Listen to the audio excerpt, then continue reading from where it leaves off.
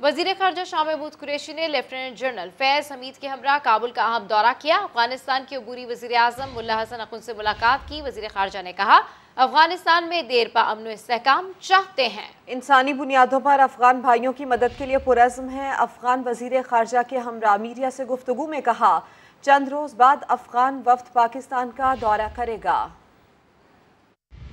इसके बाद ये भी तय हुआ कि इस वक्त हमने, जब हमारी मुफस्सल मीटिंग हो गई तो मेरे साथ एक वफद था जिसमें मुख्तलिफ वजारतों के नुमाइंदगान थे। उनके वर्किंग ग्रुप्स के इजलास इस वक्त भी जारी हैं ताकि इश्यूज़ को हम थ्रेडबेयर डिस्कस कर लें और फिर इस डिस्कशन के बाद अगले चंद रोज़ में इंशाअल्लाह इनका एक वफद इस्लामाबाद आएगा ताकि हम इस गुफ्तगू को आगे बढ़ाते हुए हम उनको फाइनलाइज कर लें, अपने मामलात को हम तय कर लें और किस तरह हमने आगे बढ़ना है। मर्ज बढ़ता गया जूं जूं दवा की। अमरीकी डॉलर पाकिस्तान की तारीख में एक के बाद एक नया रिकॉर्ड बना रहा है। रुपए की कदर मुसलसल गिर रही है। अमरीकी करेंसी पहली बार 174 रुपए तक जा पहुंची। सैयद रिजवान आलम की ये रिपोर्ट देखिए।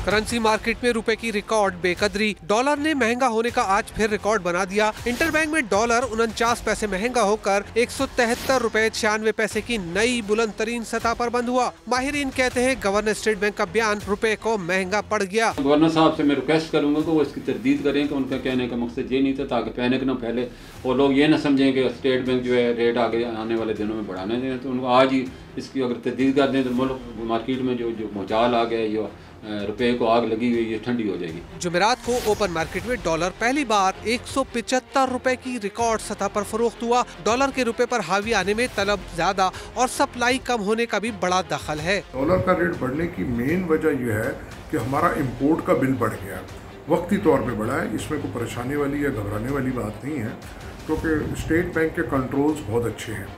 और अगर आप देखें कि पहले डॉलर का रेट पिछले साल 169 गया था और फिर वापस 151 पे भी आ गया था। ताजिर बिरादरी का कहना है कि गवर्नर स्टेट बैंक ने रुपया डी वैल्यू करने का दिफा करके करेंसी मार्केट में हलचल मचा दी। सैयद रिजवान आलम, समा, कराची। लेकिन महंगा डॉलर तो अच्छा होता है। गवर्नर स्टेट बैंक रजा बाकर अनोखी मंतक ले आए। कहते हैं रुपए की कदर गिरी तो क्या हुआ, कुछ को नुकसान तो कुछ को फायदा भी हुआ। बरतानिया में पाकिस्तानी कम्युनिटी से खिताब में कहा, डॉलर की कदर बढ़ने से ओवरसीज पाकिस्तानियों के प्यारों को ज्यादा पैसे मिले।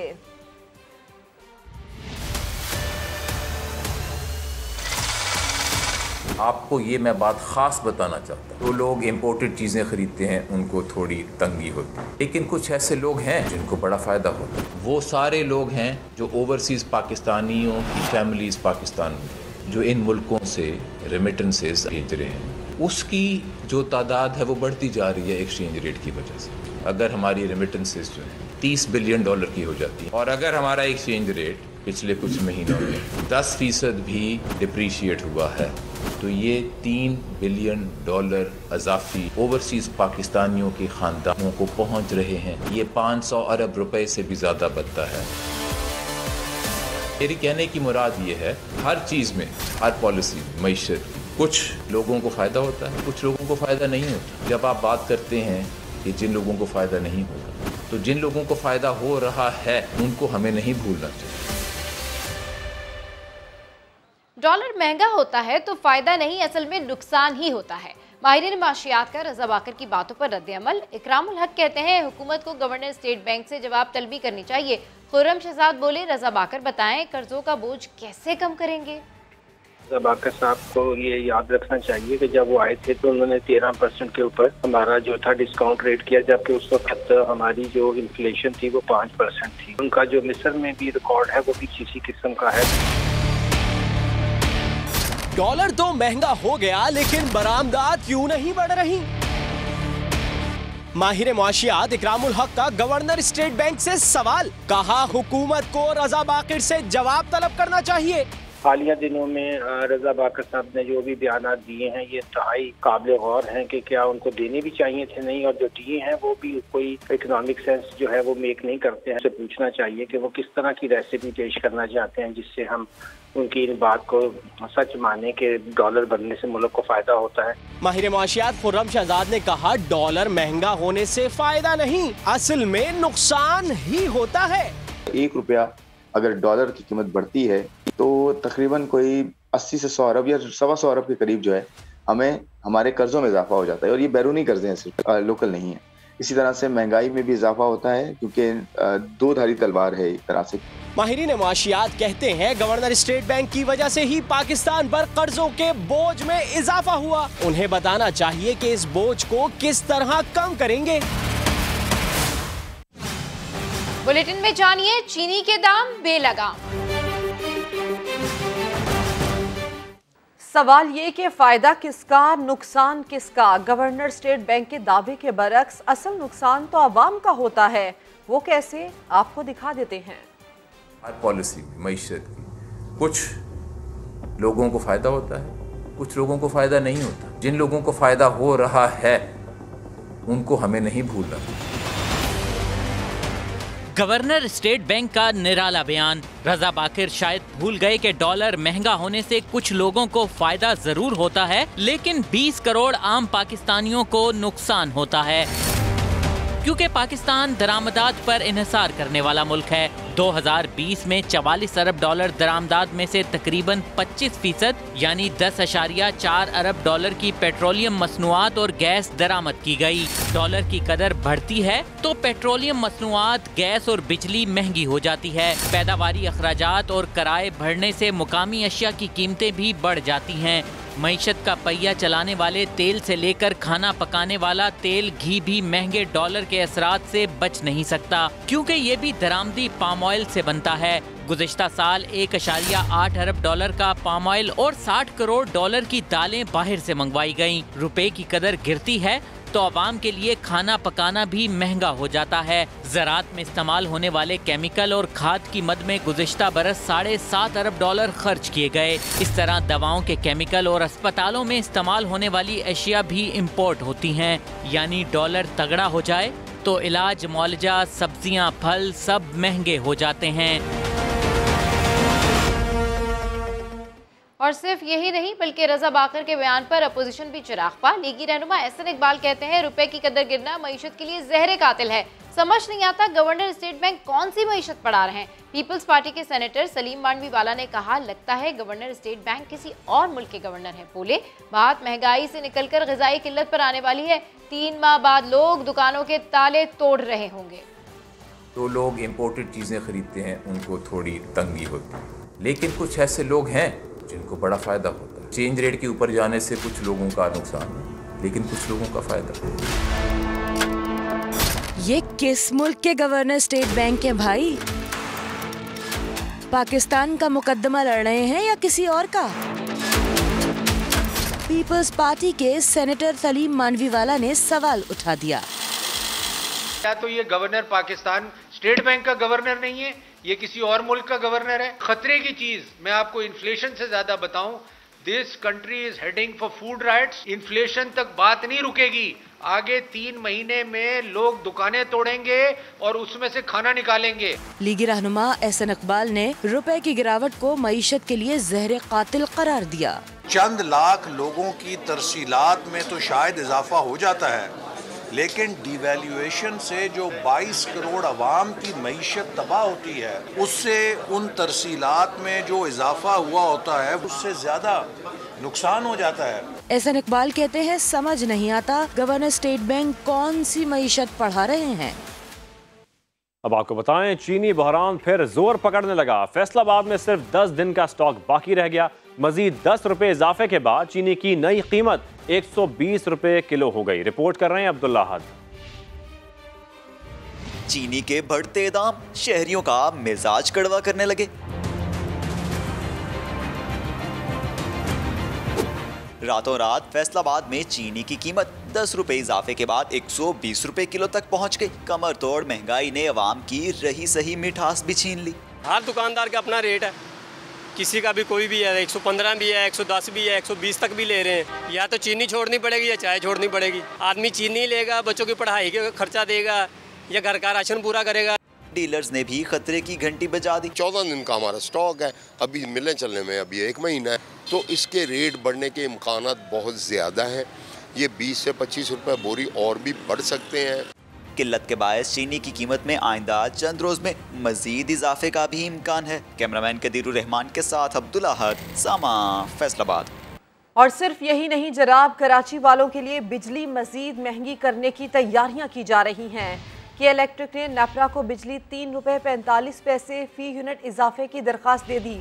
नेपरा के मुताबिक कराची को बिजली फराहम करने वाली कंपनी की इलेक्ट्रिक ने दरख्वास्त सितंबर की फ्यूल प्राइस एडजस्टमेंट की मद में दी है। दरख्वास्त में बिजली 1 माह के लिए 3 रुपये 45 पैसे महंगी करने की सिफारिश की गई है। दरख्वास्त पर समाअत 3 नवंबर को होगी और मंजूरी की सूरत में कराची वालों पर 6 अरब रुपए से ज्यादा का बोझ पड़ेगा।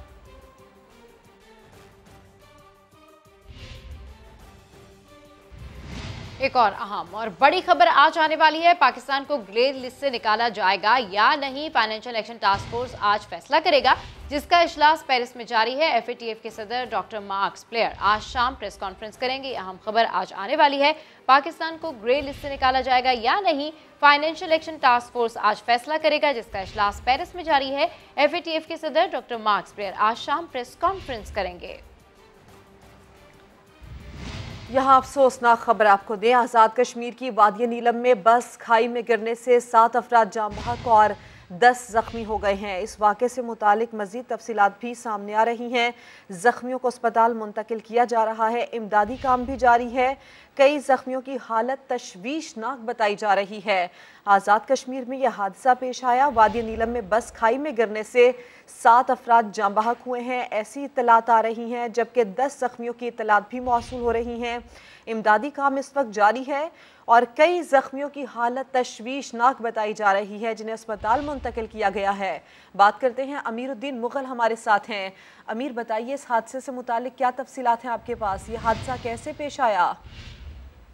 जी, आज़ाद कश्मीर के दूर दराज इलाका वादी नीलम के जो सियाती इलाका ताओबट से ये बस आ रही थी, जो कि मुजफ्फराबाद आना था इसने, और जनावई और फुलावई पहाड़ी इलाके हैं, वहाँ पर ये बस गहरी खाई में जा गिरी है दरियाए नीलम के किनारे। और इसमें जो अफराद सवार थे उनमें से अब तक जो इतलात मिली हैं पुलिस के मुताबिक 7 अफराद जो जहाँ बाग हो गए हैं और 10 से ज्यादा जख्मी हैं। पुलिस के मुताबिक जख्मियों की हालत भी तशवीशनाक है और मजीद इलाकों का खदशा है। जख्मियों और जहाँ बाग होने वालों को निकाला जा रहा है। रेस्क्यू काम वहाँ मौजूद हैं, मुकामी लोग हैं और जारी है। अमीरुद्दीन मुगल, तफसील के लिए शुक्रिया। खबरों में आगे देखिए, जियाले को मिला बड़ा रिलीफ। कलअदम तहरीक लब्बैक ने कल से इस्लामाबाद की तरफ लॉन्ग मार्च का ऐलान कर दिया। कलअदम तंजीम के कारकुन 2 दिन से यतीम खाना चौक पर धरना दिए बैठे हैं। मरकजी शूरा ने मुतालबात मंजूर ना होने पर आइंदा के लाहे अमल का ऐलान किया था। शूरा के मुताबिक कारकुन नमाज जुमा के बाद इस्लामाबाद की तरफ लॉन्ग मार्च के लिए रवाना होंगे। और किसी को हुकूमती रेट चैलेंज नहीं करने देंगे। वज़ीर दाखिला शेख रशीद की ज़ेर सदारत हंगामी इजलास में फैसला किया गया है।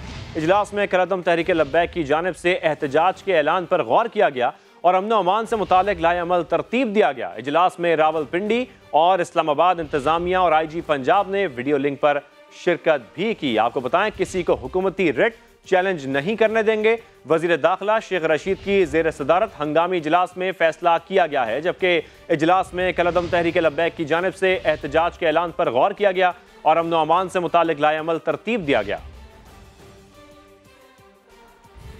सिर्फ यही नहीं, वफाकी वजीर दाखिला शेख रशीद ये भी कहते हैं कि अपोजिशन गुज़श्ता 3 साल से नवंबर और दिसंबर में एहतजाज करती आ रही है। बुध के एहतजाज से पता चल गया कि गरीब अवाम उनके साथ नहीं बल्कि सुकून.com चल रहा है। PDM या TLP में से किसी ने कानून हाथ में लिया तो एक्शन लेंगे। नवंबर और दिसंबर के महीनों में अपोजिशन एहतजाज करती है पिछले 3 सालों से, और ये जुमा खेल रहे हैं। कल इन्होंने पहला जो एहतजाजी मुजाहरा किया, इनके उम्मीदवार थे और लोग थे। जो लोग गुर्बत से बराह रास्त मुतासर हो रहे हैं वो उनके साथ नहीं थे। और कल का जुलूस बता रहा था उनका कि Spoon.com है। इस महंगाई के जिन को बोतल में बंद करेंगे। इमरान खान इंशाअल्लाह 5 साल अपनी हुकूमत के पूरे करेंगे। कोई ये समझ रहा है कि इमरान खान इन मसाइल पर उसकी नजर नहीं है, तो इसकी पूरी नजर है। हमने दुनिया के मसाइल को भी देखना है। फेटफ है, IMF है, अफगानिस्तान है, पाकिस्तान के माशी मसाइल हैं। इंशाअल्लाह इससे नबरू आजमाओगे। तारीख लब्बैक के मसले में फ्रांसीसी एम्बेसडर को निकालने का मतलब ये है कि सारी यूरोपीय यूनियन से हम बाहर हो जाएंगे। हम आशिक़ रसूल है। खत्म नबूवत का अगर मुझसे बड़ा कोई सपाई है तो अपना नाम टीवी पे बताए, मैं घर जाके उसको मुबारक। किसी ने भी, खा वो PDM हो या TLP हो, किसी ने कानून को हाथ में लिया, फिर कानून अपने एक्शन में होगा। अब आपको बताएं, सीनियर जियाले रहनुमा खुर्शीद शाह को सुप्रीम कोर्ट से बड़ा रिलीफ मिल गया। आमदन से ज्यादा असासों के केस में जमानत पर रिहाई का हुक्म दे दिया गया। ECL में नाम बरकरार रखने की हिदायत की गई है। जुल्कनैन इकबाल की रिपोर्ट। आमदन से ज्यादा असासों के केस में 25 माह से जेल में कैद खुर्शीद शाह की सुनी गई। सुप्रीम कोर्ट से जियाले रहनुमा की दरखास्त जमानत मंजूर, रिहाई का हुक्म, 1 करोड़ के मुचलके जमा कराने की हिदायत। ECL से नाम नहीं निकाला जाएगा। दौरान समाज जस्टिस उमर अता बंदयाल ने इस्तफसार किया, 2 साल तो हो चुके, नैब ने खुर्शीद शाह का और कितना हिरासत में रखना है। नैब प्रोसिक्यूटर ने बताया खुर्शीद शाह तो सिर्फ 2 माह के लिए जेल गए, 2 साल से वो अस्पताल में निजी सरगर्मियां जारी रखे हुए हैं। जस्टिस उमर अता बंदयाल ने कहा, इस मसले को अंग्रेजी में एलीट कैप्चर कहते हैं। पहले भी अस्पताल में शहद वाला मामला सामने आया था। बहरहाल मुलजिम को जेर हिरासत रखना जरूरी नहीं। PP रहनुमाओं ने केस को सियासी इंतकाम करार दे दिया। बदनीति की बुनियाद पे मौजूदा हुक्मरानों ने शाह साहब के खिलाफ ये मुकदमात बनाए, 25 महीने शाह साहब को जेल में रखा। जेल हम बर्दाश्त करते हैं, हम भागने वाले नहीं है, वो और है जो भाग जाते हैं। जिस तरह बेल हुई, इंशाल्लाह केस भी इसी तरह खत्म हो जाएगा। खुर्शीद शाह को किसी जुर्म की सजा नहीं मिल रही, उनको बेसिकली वफा की सजा मिल रही है। खुर्शीद शाह को नैब ने 18 सितंबर 2019 को आमदन से ज्यादा असासों के केस में गिरफ्तार किया था। कैमरामैन अवैस काजी के साथ जुल्करनैन इकबाल, समा, इस्लामाबाद। कराची शहर फैसल पर कायम नस्ला टार को गिराने के सिलसिले में पेशरफ सामने आ रही है। डिप्टी कमिश्नर ईस्ट ने नस्ला टार के अलॉटीज को इमारत गिराने के मराहिल से आगाह कर दिया। सबसे पहले यूटिलिटी कनेक्शंस काटे जाएंगे। रिहायशियों को 27 अक्टूबर तक की डेडलाइन दे दी गई है। मजीद जानते हैं साथ साबरी से। साथ वहाँ के मकीनों के लिए तो ये बड़ी बुरी खबर है, क्या कहना है उनका? जी बिल्कुल ऐसा ही है सबा। आज DC ऑफिस ईस्ट में मीटिंग रखी गई थी। नस्ला टावर के रिहायशियों को बुलाया गया था और मीटिंग के अंदर जो DC ईस्ट हैं उनकी जानिब से रिहायशियों को इमारत गिराने के प्रोग्राम से आगाह किया गया है। ब्रीफिंग दी गई है। उन्हें ये बताया गया है कि अदालती हुक्म की हर एतबार से, हर लिहाज से जो उस पर अमल दरामद करना होगा। रिहायशियों को इस बात की कभी बताया गया है कि जो 27 अक्टूबर को 15 दिन की डेडलाइन खत्म हो रही है, तब इंतजामिया अपनी कार्रवाई करेगी। यूटिलिटी कनेक्शंस को पहले मरहले में काटा जाएगा, उसके बाद दीगर कार्रवाई की जाएगी। आज की मीटिंग में जो नस्ला टावर के रिहायशी थे उन्होंने अपने तहफ़्फ़ुज़ात बहरहाल जो है वो DC के सामने रखे और उनको कहा गया कि जो फ्लैट की कीमत है वो अदा की जाए, तो इमारत खाली करने में मुजाहमत नहीं की जाएगी। बसूरत दीगर जो है वो रिहायशियों का ये कहना था कि हम हत्तल इम्कान कोशिश करेंगे कि अपना जो हक है वो हासिल कर सके। जबकि DC ईस्ट ने उनको इस बात की यकीन दहानी कराई कि उनके तहफ़्फ़ुज़ात आगे पहुंचाए जाएंगे और जो अदालती हुक्म है उस पर जो है वो अमल दरामद किया जाएगा। अपडेट करने के लिए शुक्रिया। और अब ये खबर कि इस्लामाबाद हाईकोर्ट ने नूर मुकद्दम कत्ल केस में गिरफ्तार मुलजिम जमील अहमद की दरखास्त जमानत पर फैसला महफूज कर लिया। इस्लामाबाद हाईकोर्ट के जस्टिस आमिर फारूक ने फरीकैन के दलाइल के बाद फैसला महफूज किया। वकील राजा रिजवान अब्बासी ने बताया कि मेरे मौकिल ने 161 का बयान रिकॉर्ड करवा दिया है। शौकत मुकद्दम के वकील ने बताया कि दरखास्त गुजार के खिलाफ चार्ज फ्रेम हो चुका है। मुलजिम जमील का माली और चौकीदार तक के साथ राबता था। दरखास्त गुजार की मौका वारदात के घर पर मौजूदगी भी साबित है। T20 वर्ल्ड कप में पाकिस्तान अपना पहला मैच 24 अक्टूबर को भारत के खिलाफ खेलेगा। बैटिंग कंसल्टेंट मैथ्यू हेडन का कहना है कि UAE की कंडीशंस में पावर हिटर्स का किरदार अहम होगा।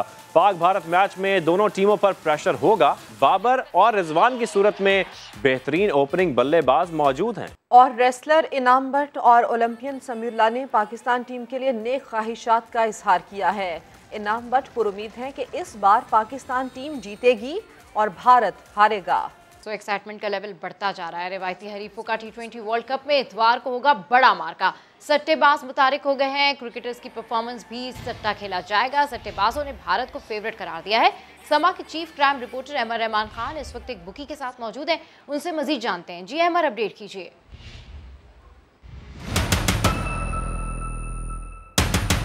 अच्छा, पाकिस्तान इंडिया के मैच में कौन सी टीम सबसे ज्यादा फेवरेट है? T20 में इंडिया ज़्यादा फेवरेट है, फास्ट खेलती है, खिलाड़ी अच्छे हैं उनके पास। पाकिस्तान 40 है, इंडिया 60 है। अच्छा, क्या किसी क्रिकेटर पर भी सट्टा खेला जा रहा है या फिर पूरी टीम पर ओवरऑल सट्टा है खाली, या किसी प्लेयर्स पे भी है इस तरह? पाकिस्तान में खिलाड़ी वाइज भी अब तो सट्टा लग रहा है। जैसे बाबर आजम है, उस पर अलग सट्टा है, एक ओवर में कितने रन बनाएगा, ये अलग सट्टा भी चल रहा है। इनका विराट कोहली है, कितने रन पे आउट होगा, इसका अलग सट्टा है, एक ओवर में कितने रन बनाएगा, इस पर सट्टा। अब तो मुख्तलिफ किस्म का सट्टा हो गया, पहले वाला नहीं है कि जीत हार का सट्टा, अब तो एक एक बॉल का सट्टा है। पाकिस्तान इंडिया के मैच में कितनी बुक्स जो है वो चलेंगी और कितने का सट्टा खेला जाएगा? ये तो इंटरनेशनल सट्टा लगता है, यानी कि दुबई से भी खेला जाता है, अफ्रीका से भी है, कराची बहुत, यानी कि यहाँ लोग इंडिया पाकिस्तान को बहुत अच्छा इस पर बहुत अच्छा सट्टा लगता है। यानी कि देखा जाए तो जितने T20 पे जितना सट्टा नहीं लगता, सिर्फ इस मैच पे सबसे ज़्यादा सट्टा लगता है। 60-40 का भाव है अभी। इंडिया पर 40 लगाएंगे तो लाख मिलेंगे आपको, पाकिस्तान पर 60 लगाएंगे तो आपको लाख। और दूसरी जानिब शायकीन ने तैयारियां शुरू कर दी हैं। कौमी टीम को सपोर्ट करने के लिए शहरियों ने वर्ल्ड कप किट्स खरीदना शुरू कर दी। आसिफ बलोच की report. T20 cricket world cup का जुनून, मुल्तानियों ने तैयारियां शुरू कर दी। सीटी बजेगी, स्टेज सजेगा और ताली बजेगी। नौजवानों की बड़ी तादाद पाकिस्तानी किट्स की खरीदारी के लिए स्पोर्ट्स की दुकानों पर पहुंची हुई है। सभी को पाक भारत टाकरे का इंतजार है। मैच देखने जा रहे हैं जी इंशाल्लाह दुबई, और बड़ी महंगी टिकट्स लेके जा रहे हैं। इंशाल्लाह जितवा के आएंगे, पूरे जोश खरोश के साथ जा रहे हैं। तैयारियां हम कर रहे हैं, इंशाल्लाह पाकिस्तान से अपनी टीम को सपोर्ट करेंगे और पाकिस्तान जरूर जीतेगा। ग्रीन शर्ट्स की खिड़की तोड़ सेल पर दुकानदारों की भी खूब चांदी हो गई है, जिस पर वो बेहद खुश दिखाई देते हैं। कोरोना की वजह से कारोबार के पे बहुत असर पड़ा है, तो इंशाल्लाह अब एक ऐसी एक्टिविटी हुई है तो इसमें बच्चे बड़े खुश हैं और शर्ट्स माशाल्लाह बहुत ज़्यादा सेल हो रही हैं हमारी। पहले से कारोबार में भी फर्क पड़ा है। शहरियों को उम्मीद है इस बार पाकिस्तान न सिर्फ भारत को शिकस्त देगा बल्कि दूसरी बार T20 वर्ल्ड कप भी जीत कर लाएगा। कैमरामैन अकमल खोकर के साथ आसिफ बलोच, समा, मुल्तान। कोरोना वैक्सीनेशन नहीं कराई तो मोटरवे पर सफर नहीं कर सकते। एनसीओसी की टीम का मोटरवे पर एक्शन। वैक्सीनेशन ना कराने वाले ड्राइवर्स को गिरफ्तार कर लिया। National command and operation centre की टीम ने इस्लामाबाद लाहौर मोटरवे पर कार्रवाई की। मुख्तलिफ रूट्स की गाड़ियों के ड्राइवर्स और मुसाफिरों की वैक्सीनेशन की चेकिंग की गई। वैक्सीनेशन ना कराने वाले ड्राइवर्स को गिरफ्तार करके उनके खिलाफ मुकदमा भी दर्ज कर लिए गए। वैक्सीन ना लगवाने वाले मुसाफिरों को भी वापस भेज दिया गया। इस्लामाबाद के मुख्तलिफ सेक्टर्स में होटल भी सील कर दिए गए। गैर वैक्सीन शुदा अमले और ग्राहकों को सहूलत देने पर जुर्माने भी आयद किए गए। और ग्रीन बसें कराची की बंदरगाह पर उतार ली गई हैं। बंदरगाह पर ग्रीन बसें ऑफलोड होने के खुसूसी मनाजिर समा पर देखिए। चीन से 40 ग्रीन बसों की दूसरी खेप पाकिस्तान पहुंच चुकी थी।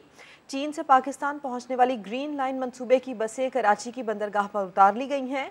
40 बसों पर मुश्तमिल ग्रीन लाइन बसों की पहली खेप सितंबर में पाकिस्तान पहुंच चुकी है। खुशी से मर न जाते अगर एतबार होता। 5 साल में हुकूमतें बदल जाती हैं मगर कराची के मंसूबों की किस्मत नहीं बदलती। 5 साल से ज़ेरे तामीर ऑरेंज लाइन बस प्रोजेक्ट किस हाल में है? सलमान अहमद ने इस पर स्पेशल रिपोर्ट तैयार की है, आइए देखते हैं। ऑरेंज लाइन का स्ट्रक्चर जो कि सिंध हुकूमत बना रही है वो स्ट्रक्चर कंप्लीट हो चुका है और जिस दिन वफाकी हुकूमत ग्रीन लाइन को स्टार्ट करेगी तो फीडिंग लाइन है ऑरेंज लाइन, इसको उसके साथ कनेक्ट कर दिया जाएगा। नए एडमिनिस्ट्रेटर के पुराने दावे, पीपल्स पार्टी के तर्जुमान का फरमान कितना दुरुस्त है जानने के लिए हम पहुंचे ऑरेंज लाइन ट्रैक पर, लेकिन यहाँ तो सूरत हाल कुछ और ही नजर आती है। ऑरेंज बस तो जाने कब आएगी, हमने अपनी गाड़ी इस ट्रैक पर दौड़ा दी। क्योंकि ये आजकल शाराए आम बना हुआ है।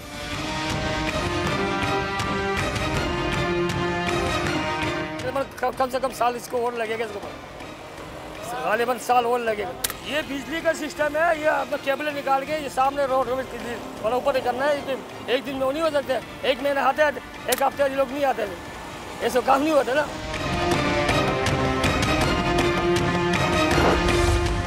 पहला स्टॉप आ चुका है। यहाँ स्टेशन पर काम किस मरहले में है आप देख सकते हैं। ऑरेंज लाइन बस यहाँ से बनारस फ्लाईओवर से गुजरेगी। चलिए हम भी चलते हैं।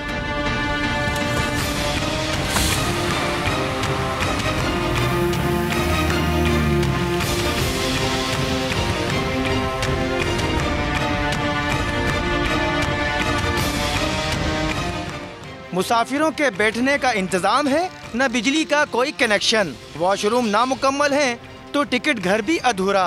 मंसूबे से जुड़े एक कंट्रैक्टर ने भी सिंध हुकूमत की संजीदगी पर उंगलियां उठा दी। गवर्नमेंट के जितने भी प्रोजेक्ट हैं उसके अंदर टाइम लगता है, क्योंकि प्रोसेस जो है इसका बहुत लंबा प्रोसेस होता है। सारी चीज़ें अप्रूवल कराना, एक एक चीज़ को अप्रूवल कराना टाइम लगता है उसके अंदर। 36 जगह पे फाइल जाती है, फिर अप्रूवल आती है, फिर पेमेंट मिलती है, फिर चीज़ आती है, सामान आता है, फिर उसके बाद काम होता है, इसलिए इसमें टाइम लगता है। मंसूबा मुकम्मल होने के इंतजार की आग में जलते औरंगी के अवाम तो जैसे भरे बैठे हैं। हाँ, ग्रीन लाइन शायद चल जाएगी, लेकिन इसकी हमें उम्मीद नहीं है, क्योंकि हम तो यहीं रहते हैं, अक्सर देखते हैं साल में 1 महीने काम होगा तो 2 साल बंद हो जाता है। ये देखते आ रहे हैं, आज 6 साल हो गए उसको देखते देखते। हमें उम्मीद नहीं है कि ये चलेगा। ये orange line, green line, black line, ये तमाम की तमाम लाइन चलती रहेगी। पाकिस्तान को 74 साल हो गए। कराची की बदकिस्मती, कराची के अवाम की बदकिस्मती, कराची के पढ़े लिखे लोगों की बदकिस्मती कि धूल मट्टी चाटते रहेंगे। यूं तो ग्रीन लाइन ट्रैक पर दौड़ने के लिए 80 बसें आ चुकी हैं। वहाँ काम भी काफी हद तक मुकम्मल है, मगर उस मंसूबे को औरंगी से मिलाने वाले प्रोजेक्ट पर शायद बोर्ड लगा है, इंतजार फरमाइए।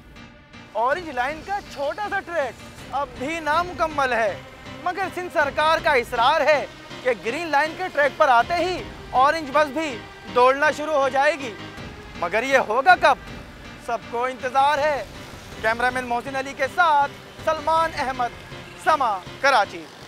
अब आपको ये बताएं कि नालैन मुबारक की चोरी से मुतालिक केस में क्या पेशरफ्त हुई है। GIT ने सुप्रीम कोर्ट में रिपोर्ट जमा करवा दी है।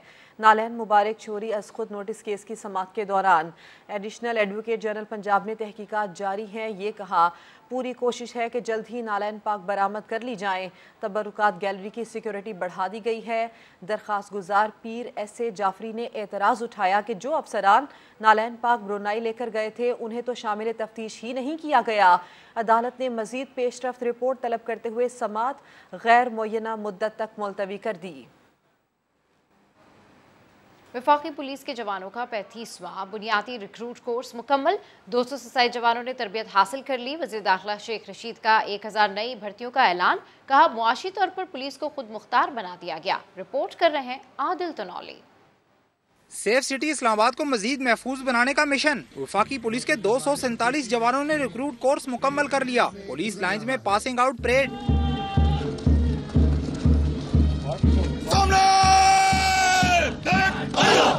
तकरीब के मेहमान खुसूसी वजीर दाखिला शेख रशीद का पुलिस को जदीद टेक्नोलॉजी से लैस करने और फोर्स की तादाद बढ़ाने का ऐलान। कहा, अब धरनों, जलसे, जुलूसों और ट्रैफिक की फिजाई निगरानी होगी। आज हम एयर पेट्रोल यूनिट का इफ्तिताह करने जा रहे हैं, जिसमें ड्रोन्स के जरिए, जो कि सेफ सिटी के साथ अटैच हो गए, एंटी रॉयड्स 1000 नए नौजवानों की भर्ती का प्राइम मिनिस्टर इमरान खान साहब ने हमें इस लास्ट मंगल को इजाजत दी है। IG इस्लामाबाद ने कहा, पुलिस फोर्स की खुद एहतसाबी के लिए इक़दाम जारी हैं। आम आदमी को इंसाफ मुहैया करने के लिए थाना जात को माली तौर पर खुद मुख्तार किया गया है और SHO के लेवल पर DDO के इख्तियारात दिए गए हैं। कोर्स मुकम्मल करने वाले स्क्वाड में ASI, हेड कांस्टेबल और खवातीन पुलिस एहलकार भी शामिल हैं। नुमाया कारकर्दगी वाले एहलकारों में इनामात भी तकसीम किए गए। कैमरामैन चंगेज चौधरी के साथ आदिल तनोली, समा, इस्लामाबाद।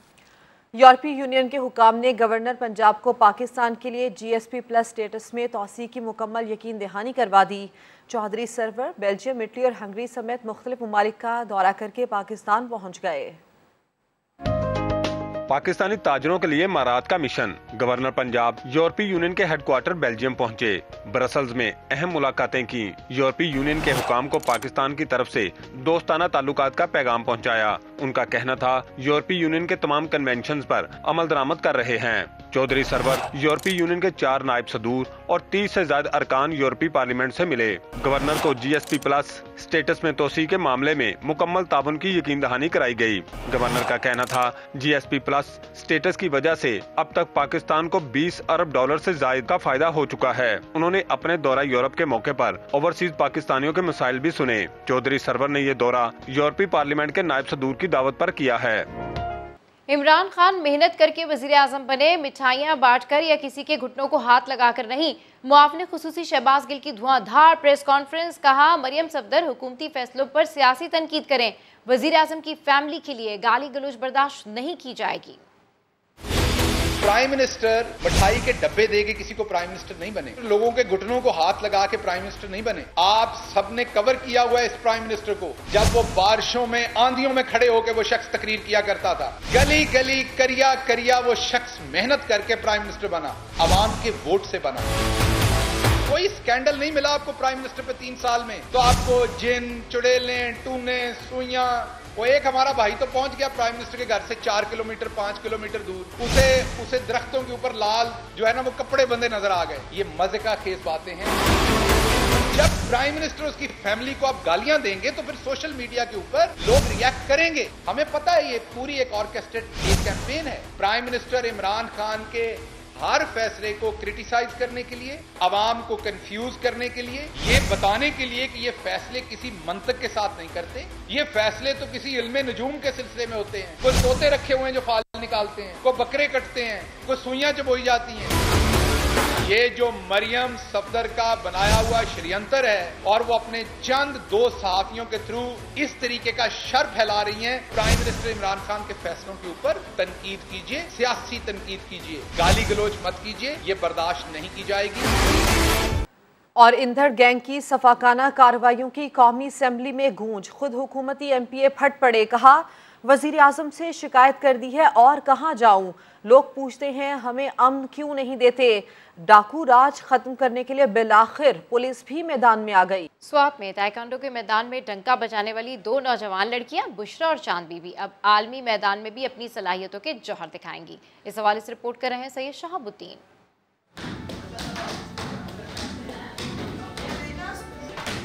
हम किसी से कम नहीं, चाहो तो आजमा कर देख लो। स्वात की बुशरा और चांद बीबी ने आलमी मुकाबलों में हिस्सा लेने वालों को टफ टाइम देने की ठान ली। चीफ ऑफ आर्मी स्टाफ जीवन इंटरनेशनल ताइक्वांडो चैंपियनशिप के लिए इस्लामाबाद में भरपूर तैयारियां हैं। मैंने अंडर 23 में भी गोल्ड मेडल हासिल किया है और नेशनल गेम पर भी मैंने सिल्वर मेडल हासिल किया है। और अब जो जीवन की इवेंट्स आ रही है उनके लिए हम भरपूर तैयारियां कर रही है। और हमने ये सोच लिया कि पाकिस्तान स्वात की लड़कियां किसी से कम नहीं है, इसलिए हम जमकर मुकाबला करेंगे। मैं 62 कैटेगरी में खेल रही हूँ और मैं जीवन मुकाबलों में खेलूँगी और पाकिस्तान का नाम रोशन करूँगी। इंटरनेशनल कोच और दोनों खिलाड़ियों के उस्ताद अयाज नाइक अपनी शागिर्दों की कामयाबी के लिए पुरुमीद है। हमारी स्वात की जो 2 फीमेल्स है बुशरा बीबी और चांद बीबी, उन्होंने भरपूर तरबियत हासिल किया और इंशाल्लाह हमारा उम्मीद है कि पाकिस्तान में तकरीबन 25 साल बाद होने वाली इंटरनेशनल जीवन चैंपियनशिप में अपनी स्वात की नुमाइंदगी करेंगे और पाकिस्तान के लिए और स्वात के लिए मेडल जीतेंगे। इंटरनेशनल ताइक्वांडो चैंपियनशिप में मलाकन डिवीजन के मुख्तलिफ इलाकों से ताल्लुक रखने वाले मर्द और खवातीन खिलाड़ी भी एक्शन में नजर आएंगे। मुल्की सतह पर ताइक्वांडो के मैदान में अपनी सलाहियतों के जौहर दिखाने वाली बुशरा और चांद 4 नवंबर से शुरू होने वाले आलमी मुकाबलों में भी पाकिस्तान का नाम रोशन करने के लिए पुरअज़म है। कैमरामैन फरजंद अली के साथ से शहाबुद्दीन, समा, स्वात। और किसी ने बिल्कुल ठीक कहा है कि आप उतने ही बूढ़े हैं जितना आप खुद को समझते हैं। बरतानिया की मलिका एलिज़ाबेथ ने दुनिया को हैरान कर दिया। 95 साल की मलिका एलिज़ाबेथ ने बूढ़ों का अवार्ड लेने से साफ इनकार कर दिया। एक ब्रेक के बाद होंगी हेडलाइन। देखते रहिए समा।